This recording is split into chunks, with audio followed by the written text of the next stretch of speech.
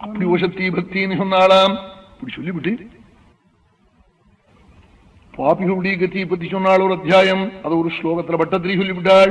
அம்மாவை பார்த்து சொன்னாளா, அம்மா சில பாபிகள் சுவாமி இருக்கான்னே ஸ்மரிக்க மாட்டான், சாதுக்களை போய் அண்ட மாட்டான். அம்மா ஒண்ணு சொன்னாள், அதைத்தான் நாம் கபிலோபதேசத்துல மறக்காம இருக்கணும். சுகாச்சாரியால் சொன்னால், அம்மாக்கும் சுவாமிக்கும் உருஷான் கூட இல்லையா. கபிலர் அம்மா கிட்ட உட்காந்துருக்காள், நான் உன்னை வைகுண்டம் அழிச்சுட்டு போறேன்னு சொல்ல முடியலையா. சாதுக்களை போய் அண்டு அவ கரையேற்றுவாள் விட்டாளா.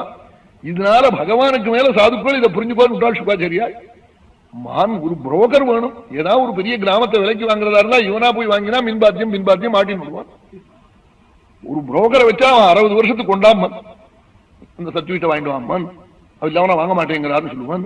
இவங்கிட்ட வந்து அவன் கொடுக்கலன்னு சொல்றான். இப்படி ரெண்டையும் நல்லா பிக்குப்படுத்தி கடைசியில 4000 வாங்கிட்டு சாசனத்தை வாங்கி கொடுத்துட்டு போடுவான். அவனுக்கு எதை கொடுத்தா என்ன, ஒன்னும் வில்லங்கம் இல்லாம அவன் பண்ணி கொடுக்குறானே. அது மாதிரி இங்க இருக்கிற தோஷங்கள் எல்லாம் போக்கி பகவத் அனுகிரகம் கிடைக்க முடியா பண்ணி அப்படி ஒரு பக்தால் பண்ணிவிடுவாளா நடுப்புற ஒரு ஆச்சாரியன். அதனாலதான் சாதுக்களை போய் அண்டு சதுஷோஸ்தி சிவ பந்தா யோகினாம் பிரம்ம சித்தயே, பக்திக்கீடான மார்க்கமே தெரியலேன்னுட்டாளாம். நயுஜ்யமானயா பக்த்யா பகவதி அகிலாத்மனி சதுஷோஸ்தி சிவ பந்தா யோகினாம் பிரம்ம சித்தயே.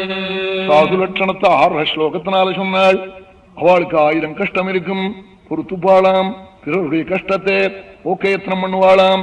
திதிட்சவா காருணிகா சுஹ்ருதா கருணதேஹினாம் அஜாதசத்ரவசாந்தாः சாதவः சாதுபூஷணாः மய்யனன்யேன பாவேன பக்திம் குர்வந்தி யே திருடாம் மத்கிருத த்யக்த கர்மாணः த்யக்த ஸ்வஜன பாந்தவாः மதாஸ்ரயாः கதாமிருஷ்டாः ஷృण्वन्ति கதயந்தி ச தபந்தி விவிதாஸ்தாபாः நைதாம் மத்கதசேதசாம் பிரயதே சாதவः சாத்வி சர்வசங்க விவர்ஜிதாः சங்கஸ்தேஷ்வகதே பிராக்ஷ்யः சங்கதோஷஹராஹிதே சதம் பிரசங்காத்மன வீரிய சம்விதாः பவந்தி ஹிருத்கர்ணரசாயனாः கதாः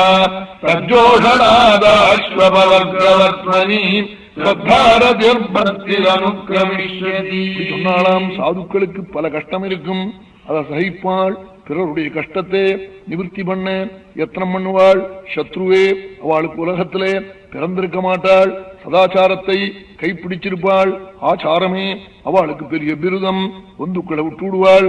சகல கர்மத்தையும் பகவத் அர்த்தமா பண்ணுவாள். பகவத் குணம் நடக்கிறதுக்கு ஓடி வருவாள். காக்காத வாழ்ட்ட சுண்வந்தி கதையந்திச்சா இழுப்பி சொல்லுவாளாம். பகவத்குணம் காட்ட நீங்க தூங்குறீங்களே சொல்றேன்னு சொல்லுவாளாம். அப்படிப்பட்டவாள ஆத்தியாத்மிகாதி தாபம் அம்மா தப்பிக்க பண்ணாது. அந்த சாதுக்களுடைய சங்கத்தை நீ பிரார்த்திக்கணும். தயேதே சாதவ சாத்வி சர்வசங்க விவர்ஜிதாக சங்கஸ்தே ஸ்வதத்தை பிரார்த்தியானாலாம். நீ பிரார்த்திக்கணும் அந்த சாதுக்களுடைய சங்கத்தை. அவர்கிட்ட போன பகவத்குணத்தை வருஷிச்சு உள்ள இருக்கிற துக்கத்தை ஊக்கி விடுவாள். சாதுக்களை போய் அண்டு மகான்களை அண்டாம பகவானை ஸ்மரிக்காம இருக்கிற பாபிகளுடைய சரித்திரத்தை சொல்றேன் கேளுனாலாம்.